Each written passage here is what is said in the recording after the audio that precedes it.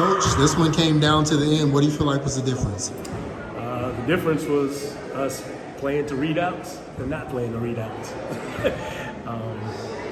We worked on all week, taking away their right hand, and continuously they got to the right side of the basket. Once they got to the right side of the basket, referees started to get involved, and that's the story of the game in my book. How difficult is it to beat a team 3 times in one season? Extremely difficult. Extremely difficult because they're well coached and they're a team with pride.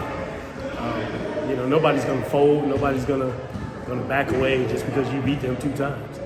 That 3rd time is always the toughest, and that's what I led our pregame talk with. It's difficult to beat the team 3 times, so we had to match their energy level. I thought we did that, but I thought we kind of broke down mentally a little bit down the stretch. Yeah. What did you like about the way the team, went back and forth? You talked about the energy level. I mean, Jordan in particular, there was a stretch when, she was kind of carrying the game and carrying the whole crowd. I told this team from the beginning, back in December, although we were shorthanded, this is one of the toughest groups that I've ever had here in my 7 years as head coach. And I just told them that again. I'm super proud of them for how tough they are and how hard they play once they get on the floor. Jordan, we call JoJo, she's, her knack for the game is second to none.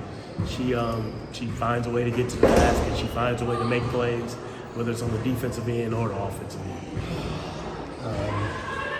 And just kind of wanted to get your perspective on this too. You kind of mentioned it, when you look at that roster, there's 8 players, and, for any team to only go 8 deep max, that's tough. Yeah. What does it say about, the team to be able to, accomplish everything they accomplish, make the playoffs, have a 500 record, battle pretty much every team you played this year? What does it say about them to be able to do that, as you said, shorthanded? Well, I just shared the story with them.